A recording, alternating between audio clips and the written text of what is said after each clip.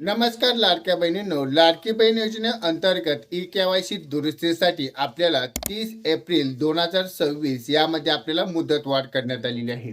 पण 1 मे पासून आपल्याला ज्या लाडकी बहीण पात्रता आहे त्या लाडक्या बहिणींसाठी आता नियमित हप्ता येण्याचा आता आपल्याला ही प्रक्रिया होणार आहे.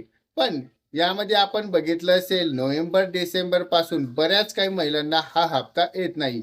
आता केवायसी करताना त्यांना ई केवायसी यादीमध्ये आपलं नाव नाही असं आपल्याला जे एरिया राहत आहे, म्हणजे त्यामध्ये त्या महिला अपात्र आहेत का, त्यामध्ये पात्रता असून पण अपात्रता करण्यात आलीत का, या व्हिडिओच्या माध्यमातून आपण एक थोडक्यात माहिती घेण्याचा प्रयत्न करणार आहोत. त्यासाठी हा व्हिडिओ शेवटपर्यंत बघा. चॅनलवरती नवीन असाल तर चॅनलला सबस्क्राईब, लाईक आणि शेअर करायला मात्र विसरू नका.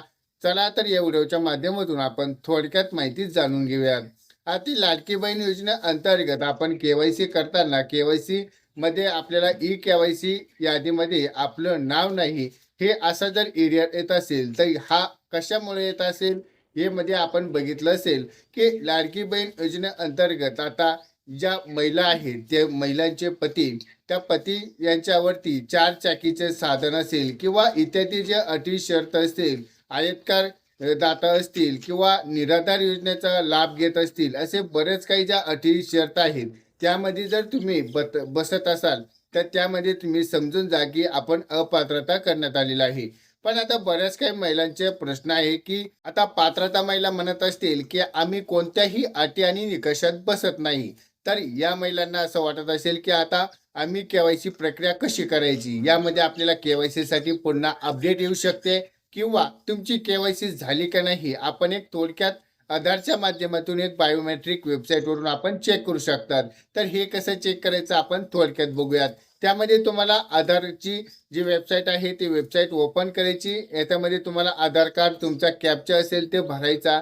त्या ठिकाणी तुम्ही आपला आधारला कोणता मोबाईल नंबर, कोणती बँक आहे हे आधार शेअरिंग पण चेक करू शकतात. पण त्यामध्ये तुम्हाला एक ॲथॉरिटी म्हणजे तुम्ही नोव्हेंबर ते डिसेंबर किंवा जानेवारी फेब्रुवारी महिन्यापर्यंत तुम्ही चेक करू शकतात. यामध्ये तुम्हाला OTP प्राप्त झाला असेल तर OTP मार्फत तुम्ही चेक करू शकतात. तुम्ही जर आधारच्या मार्फत तुमची बायोमेट्रिक झाली असेल तर तुम्ही यामध्ये आपलं सहज चेक करू शकतात.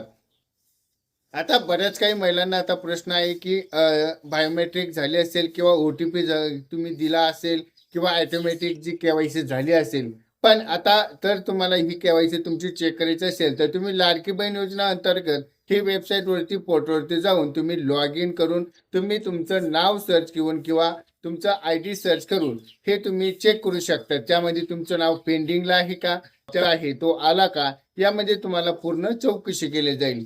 किंवा जर तुम्हाला अजून हेही करून तुम्हाला जर हप्ता आला नसेल तर तुम्ही तक्रार करू शकता. तक्रारसाठी तुम्हाला हेल्पलाईन नंबर 181 आहे किंवा तुम्हाला वेबसाईटवरून पण तुम्ही तक्रार करू शकतात. आता ही तक्रार करायची तुम्हाला माहिती नसेल तर आम्हाला नक्की कमेंटच्या माध्यमातून कळवा. आम्ही पुढच्या व्हिडिओत आपण तक्रार कशी करायची नक्की बघूयात. तर आता हा व्हिडिओ आपल्याला एकदम उपयुक्त वाटला असेल तर व्हिडिओला लाईक करा आणि आपण ई केवायसी प्रक्रिया पूर्ण केली का, आपल्याला एप्रिल पासून किंवा नोव्हेंबर पासून हप्ता आला का, आम्हाला नक्की कमेंटच्या माध्यमातून कळवा. भेटूयात अशा नवनवीन व्हिडिओ बरोबर. तोपर्यंत धन्यवाद.